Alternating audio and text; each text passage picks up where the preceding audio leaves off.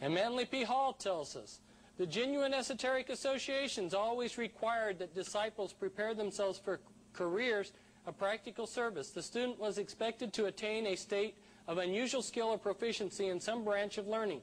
He was then to practice this profession or craft as a means of extending his sphere of constructive influence. He was to teach through example, enriching his chosen vocation with the overtones of enlightened religious philosophy, thus gradually creating a significant zone of influence. He was available for whatever task the keepers of the great plan required.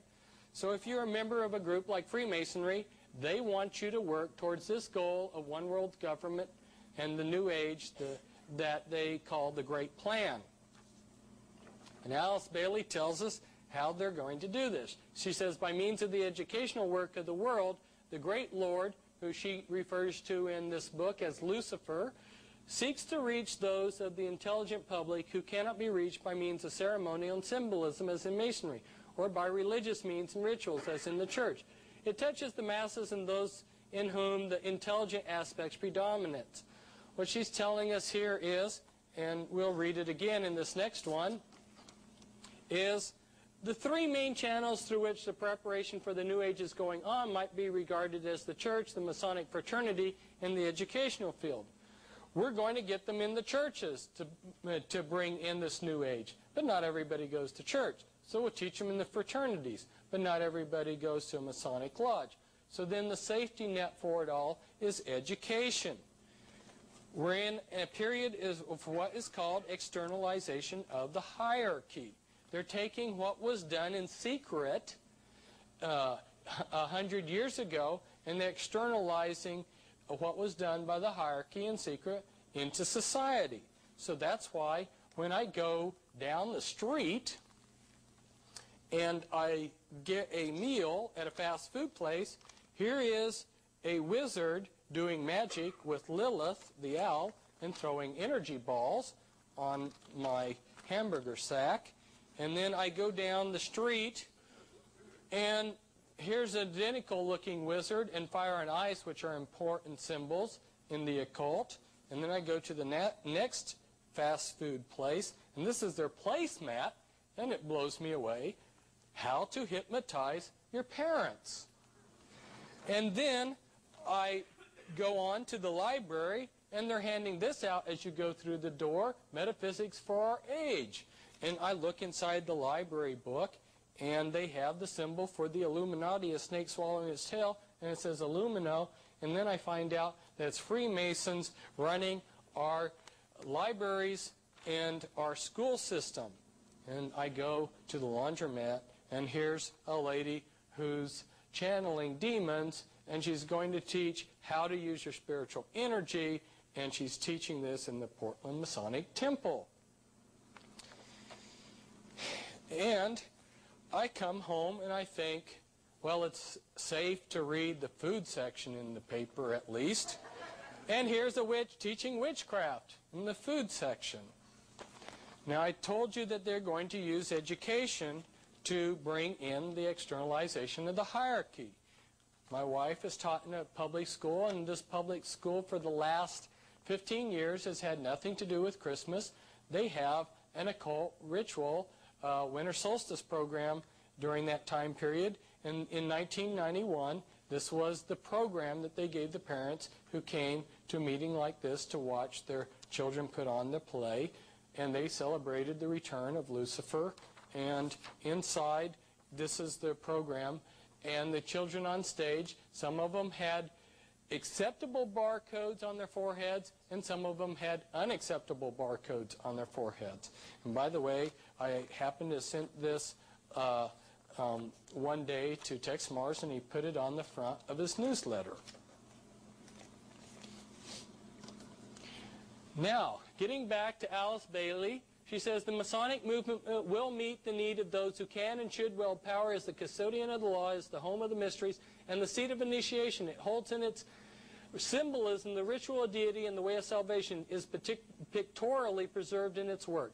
The methods of deity are demonstrated in its temples, and under the all-seeing eye, the work can go forward. It is a far more occult organization than can be realized. and is intended to be the training school for the coming advanced occultists. In its ceremonials lies hid the welding of the forces connected with the growth and life of the kingdoms of nature and the unfoldment of the divine aspects of man.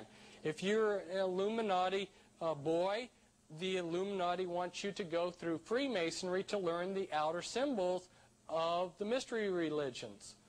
But the real hardcore rituals of the mystery religions are reserved for Illuminati rituals, or some of the higher rites of Freemasonry. This is a cover of one of the Scottish Rites magazines. The Supreme Council of 33rd Degree, their official magazine, has been known as the New Age magazine for 100 years. They've been promoting the New Age movement for a long time. In the 70s and 80s, Christians were still debating whether there was a New Age movement. And in the inside of this magazine is a page which has a very interesting quote. As stated before, God's plan in America is a non-sectarian plan. Our Constitution is non-sectarian. Our great American public schools, God's chosen schools, are non-sectarian. The great spirit behind the great nation is non-sectarian. Our great American public schools have never taken away from any child the freedom of will, freedom of spirit, or freedom of mind. That is the divine reason that great God, our King, has chosen the great American public schools to pave the way for the new race, the new religion, and the new civilization that is taking place in America.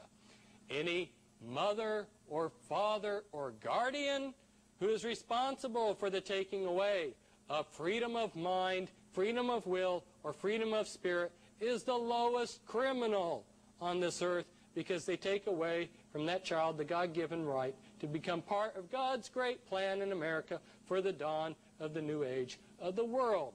They're saying, shame on you, Christian parents, for sending your kids to Christian school. You are the lowest criminal on earth.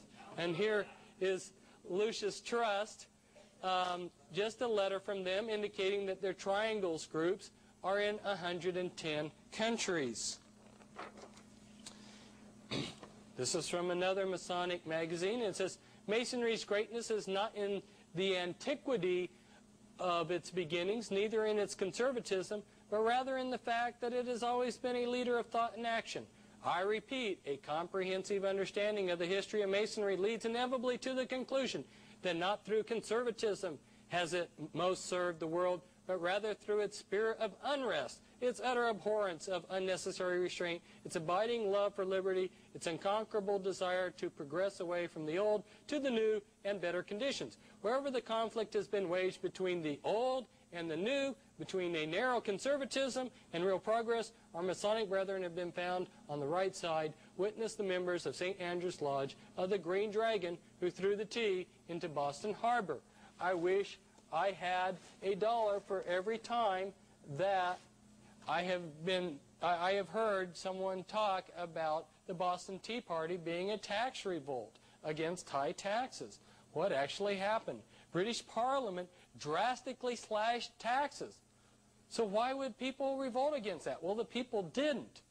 But the Masons at that time period were smuggling opium into this country in the bottom of ships. They are also smuggling in tea. And when British Parliament drastically cut import taxes, it made their illegal tea uncompetitive with the legal tea. And they were upset that this was going to cut into their profit. So when they were going to have their lodge meeting that night at the Green Dragon Inn, and you might remember that name for later on it might come up, they decided, and if you look in the minutes of their lodge meeting, you'll see that they decided to cancel their meeting that night, and they planned to dress up as Indians, and then they went down to Boston Harbor, and there was this poor captain who was at the wrong place at the wrong time, and they dumped millions of dollars of his, however much it was, of his tea right into Boston Harbor. It was a criminal act, and now history has been tweaked a little bit, and we see them as great patriots.